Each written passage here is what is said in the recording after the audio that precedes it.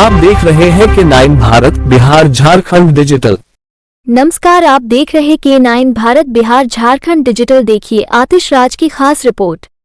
यहाँ पर मंच पर उपस्थित बिहार सरकार के पूर्व मंत्री और मेरी माँ मंजू वर्मा जी, हम सबके गार्जियन, सेवानिवृत्त प्रधानाचार्य सच्चिदानंद पाठक जी, इस विद्यालय के प्राचार्य प्राध्यापक घनश्याम चौरसिया जी, प्रधानाचार्य हैं घनश्याम चौरसिया जी, मंच पर उपस्थित संगीताचार्य वीरेंद्र कुमार जी, तबला वादक मुरारी कुमार जी, अभिलाष पाठक जी, सुनील कुमार जी, और मंच पर उपस्थित हमारे उपेंद्र प्रसाद सिंह जी, राजेंद्र शाह जी और कई सारे मंचस्थ विद्वान, विदुषी निधि जी, सभी को इस कार्यक्रम को आयोजित करने के लिए बहुत बहुत धन्यवाद करना चाहता हूँ। या कामेश्वर चौधरी जी जी क्षमा चाहूँगा, मैं कुछ नामों को जरूर मिस कर रहा हूँ। सभी लोग, ये जो यहाँ पर कार्यक्रम आयोजित किया गया है, ये बहुत ही अद्भुत लग रहा है मेरे लिए। तो ये बिल्कुल एक पहला सा अनुभव है, लेकिन मुझे लगता है कि इस तरह के कार्यक्रम के बार बार होने की आवश्यकता है। संस्कृत जो है एक बहुत ही प्राचीनतम भाषा है। यह भाषा, इस भाषा को हम सभी भाषाओं की जननी कहते हैं। ये भाषा जो है, ये भाषा हमारे समाज का जो संस्कृति है उसका दर्पण है। ये अगर दिखाता है कि भारतीय भाषाएं, देखिए भारत में बहुत सारी भाषाएं हैं, राइट। हम दक्षिण में चले जाते हैं तो तमिल है, तेलुगु है, कन्नड़ है, बहुत सारी भाषाएं हैं, और सभी भाषाओं में मैंने बहुत सारे शब्द कॉमन देखे हैं। और उस कॉमनलिटी पर जब आप चर्चा करेंगे तो आपको पता चलेगा कि चूंकि मैं भारत के बहुत सारे राज्यों में काम किया हूँ, इसीलिए मैं उस तरफ ध्यान आकर्षित करना चाहता हूँ। जब आप उसमें देखेंगे, इंक्लूडिंग इंग्लिश में, बहुत सारी चीज़ों के जब रूट में जाएंगे तो पता चलेगा क्या कि ये संस्कृत से आई हुई है, और इसीलिए ये सब जो उन भाषाओं में दिखती है वो कॉमन होती है। आखिर विभिन्न भाषाओं में आने वाले ये शब्द इतने कॉमन क्यों हैं, इस पर जब शोध किया जाता है तो पता चलता है कि ये सारे शब्दों की उत्पत्ति संस्कृत भाषा से हुई है, राइट। तो प्राचीन संस्कृति, ज्ञान और परंपरा की आत्मा इस संस्कृत भाषा को बिल्कुल जीवंत रखना चाहिए, और मुझे लगता है कि हमारी सरकार इस पर खासा ध्यान दे रही है।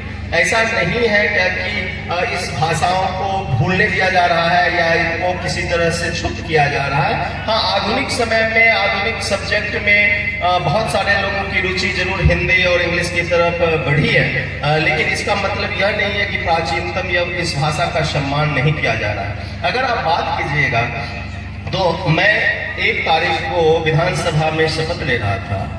उस शपथ ग्रहण समारोह में उपस्थित साथियों में से 5 साथियों ने संस्कृत में अपना शपथ ग्रहण किया।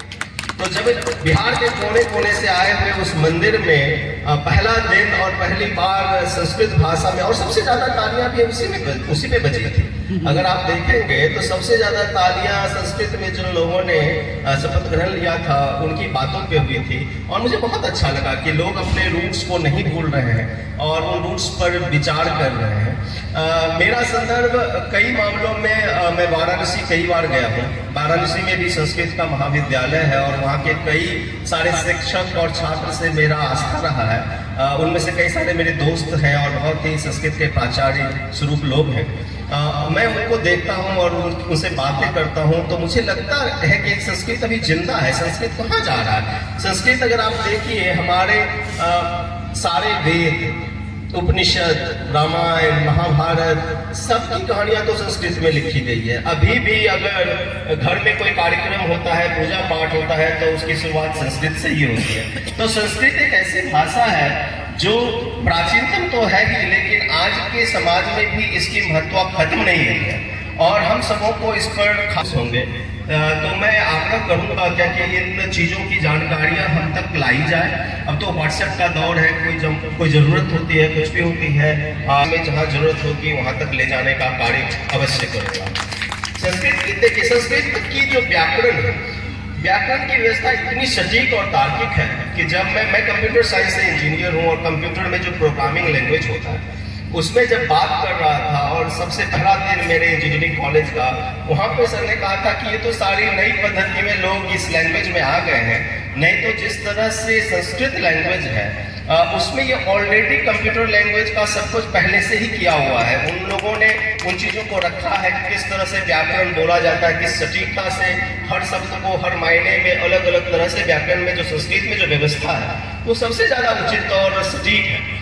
आज के ज़माने में भले विभिन्न भाषाएं हो गई है, कंप्यूटर पे हम इंग्लिश में ही टाइप कर सकते हैं और बहुत सारी प्रैक्टिकल व्यवस्थाएं हो गई जिसके कारण हम उस तरह से कार्य करने को बाधित हैं।